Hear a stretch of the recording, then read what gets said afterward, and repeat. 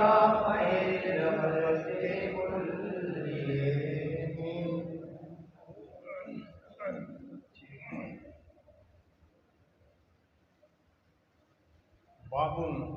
العلم والفضل احق بالامامت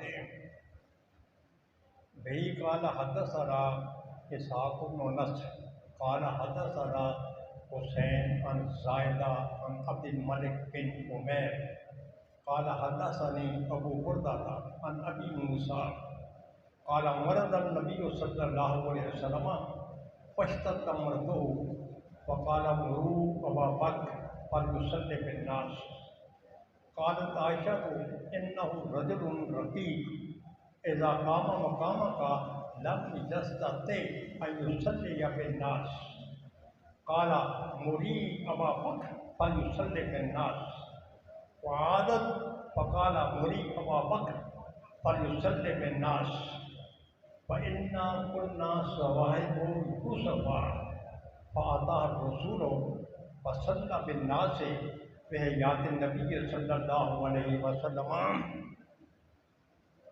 درس قرآن آپ نے سنا اور یہ درس حدیث ہے، تو درس قرآن پاک پڑھنے والے کی شان کیا ہے اور یہ جو حدیث پاک پڑھنے پڑھانے والے ہیں ان کی شان کیا ہے؟ تو چونکہ یہ درس حدیث ہے، اس مناسبت کی وجہ سے میں ایک بات عرض کرتے ہوئے جو حدیث پاک میں نے آپ کے سامنے پڑھی ہے اس پر میں مختصر سی گفتگو کرنے کی کوشش کروں گا۔ تو ایک مرتبہ آقا نامدار صلی اللہ علیہ وسلم نے اپنے جان نثاروں میں فرمایا اللہم اغفر خلفائی، قیل من خلفاؤک یا رسول اللہ؟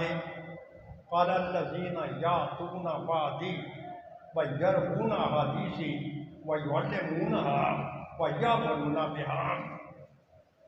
تو ان کی یا رسول اللہ صلی اللہ علیہ وسلم آپ کے نائب، آپ کے جانشین یہ کون ہیں؟ میرے آقا نامدار صلی اللہ علیہ وسلم نے فرمایا میرے جانشین وہ ہوں گے جو میرے بعد آئیں گے، میری احادیث بیان کریں گے، میری احادیث لوگوں کو سنائیں گے اور میری حدیث پر عمل پیرا بھی ہوں گے۔ تو اس حدیث پاک سے یہ معلوم ہوا کہ یہ جو حدیث پاک پڑھنے پڑھانے والے ہیں یہ کتنے عظیم المرتبت ہیں۔ جیسے یہ حدیث پاک پڑھنا پڑھانا شروع کرتے ہیں اسی وقت سے یہ میرے آقا نامدار صلی اللہ علیہ وسلم کے نائب اور خلیفہ بن جاتے ہیں۔ تو ایک تو یہ، اور وقت نہیں ہے، وقت کی قلت کے پیش نظر باب کا عنوان حضرت امام بخاری نے یہ رکھا ہے کہ علم اور فضل والے امامت کے زیادہ حقدار ہیں۔ یہاں حضرت امام بخاری رحمۃ اللہ تعالیٰ علیہ نے ہمیں تین چیزیں بتائی ہیں۔ ایک چیز یہ کہ علماء کہتے ہیں اچھا جی قاری امامت کا زیادہ حقدار ہے یا عالم امامت کا زیادہ حقدار ہے؟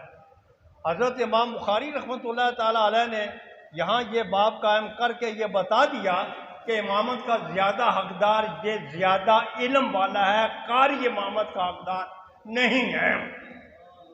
اور دوسرا یہ کہ اس کے ماتحت حضرت امام بخاری رحمۃ اللہ تعالیٰ علیہ جو حدیث پاک لائے ہیں، ایک تو یہ کہ اہل علم والفضل، تو یہ کہ علم والے اور فضل والے ہیں، تو علم اور فضل والے، تو اس حدیث کے تحت امام بخاری جو حدیث پاک لائے ہیں وہ یہ ہے کہ جب آقا نامدار صلی اللہ علیہ وسلم کی طبیعت مبارک بڑی ناساز ہو گئی، آپ نے فرمایا مرو ابا بکر فلیصلی بالناس، بھائی ابو بکر کو یہ حکم دو کہ وہ لوگوں کو نماز پڑھائیں۔ قالت عائشہ تو انہ رجل رقیق، ام المومنین عائشہ صدیقہ رضی اللہ تعالیٰ نے فرمایا وہ تو بڑے نرم دل ہیں اور جب وہ آپ کی جگہ پر کھڑے ہوں گے تو وہ لوگوں کو نماز نہیں پڑھا سکیں گے۔ میرے آقا نامدار صلی اللہ علیہ وسلم نے فرمایا مری ابا بکر فلیصلی بالناس، بھائی ابو بکر کو یہ حکم دو وہ لوگوں کو نماز پڑھائیں۔ عادت ام المومنین نے پھر یہ یاد کی کہ وہ بڑے نرم مزاج ہیں، رقیق القلب ہیں، جب وہ مصلی پر آپ کی جگہ کھڑے ہوں گے تو پھر وہ نماز نہیں پڑھا سکیں گے۔ آپ نے فرمایا موری ابا بکر فلیصلی بالناس، بھائی میری بات سنو، ابو بکر کو یہ کہیں کہ وہ نماز پڑھائیں۔ اس سے یہ معلوم ہوا کہ تمام صحابہ کرام میں سے سب سے زیادہ اہل علم یہ سیدنا صدیق اکبر رضی اللہ تعالیٰ عنہ کی ذات بابرکات ہے۔ تو اس سے یہ معلوم ہوا کہ آپ سب سے زیادہ علم والے ہیں۔ تو بہرحال آپ بڑے عظیم المرتبت ہیں، علم والے ہیں۔ قرآن پاک میں آتا ہے تبیان لکل شیء، کہ یہ قرآن پاک ہر ایک چیز کو بیان کرنے والا ہے، اور یہ قرآن پاک جو تبیان لکل شیء ہے یہ میرے آقا نامدار صلی اللہ علیہ وسلم کے سینہ مقدس میں ہے۔ اور میرے آقا نامدار صلی اللہ علیہ وسلم نے یہ فرمایا سببت فی صدر ابی بکر ما سب اللہ فی صدری، وہ جتنے کمالات، جتنے مراتب اور جتنی فضائل اور جتنے محاسن میرے پاس تھے سارے کے سارے میں نے ابو بکر کے سینے میں ڈال دیے۔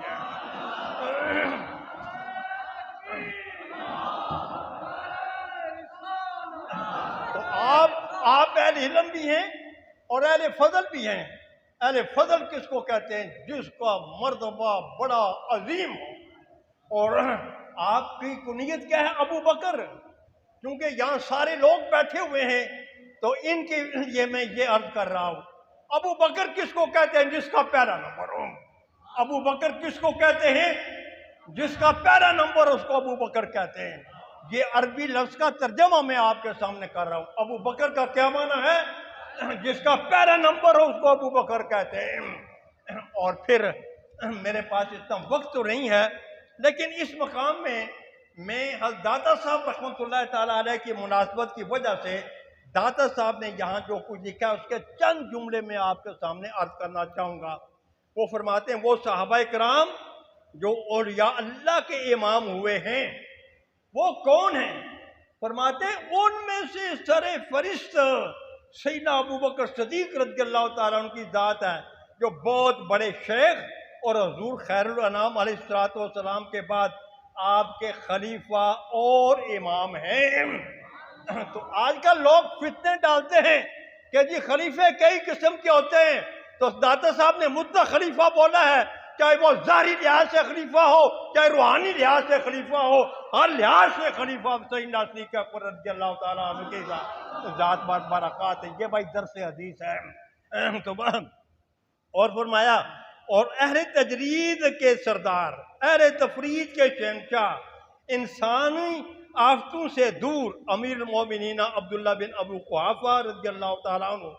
اور پھر آپ فرماتے ہیں کہ مشائخ کرام آپ کو پہلے اللہ تعالیٰ کا مشاہدہ کرنے والوں میں شمار کرتے ہیں، اور پھر فرمایا حضرت عمر فاروق کو پہلے مجاہدہ کرنے والوں میں شمار کرتے ہیں۔ پھر اس کے بعد فرماتے ہیں بھائی یہ جو مجاہد ہے اس کی مشاہد کے ساتھ کیا نسبت ہے؟ مجاہد کی مشاہد کے ساتھ کیا نسبت ہے؟ فرمایا جو نسبت ایک قطرے کو سمندر کے ساتھ ہے وہ نسبت مجاہد کو مشاہد کے ساتھ ہے۔ تو بہرحال یہ سیدنا صدیق اکبر رضی اللہ تعالیٰ عنہ کی ذات مبارکات، ان کے فضائل و کمالات تو بیان ہی نہیں ہو سکتے۔ غالباً میرا اتنا ہی وقت ہے، ایک حدیث عرض کرنے کے بعد میں ختم کرتا ہوں، ایک مختصر سا۔ اور میرے آقا نامدار صلی اللہ علیہ وسلم نے فرمایا ان اللہ یقرأ فوق السماء ان یقطع ابو بکر۔ ابو بکر کی شان یہ ہے کہ آسمانوں پر اللہ تبارک و تعالیٰ اس بات کو ناپسند کرتے کہ ان سے کوئی غلطی سرزاد ہو جائے۔ تو یہ مختصر سے وقت میں مختصر سا درس قرآن تھا۔ اس حدیث پاک کی پوری وضاحت تو میں آپ کے سامنے نہیں کر سکا۔ نہیں بہت موزے میں دریا بند کروا دیا۔ ہمارے آخری تشریف لاتے ہیں استاد العلماء علامہ مولانا ظہور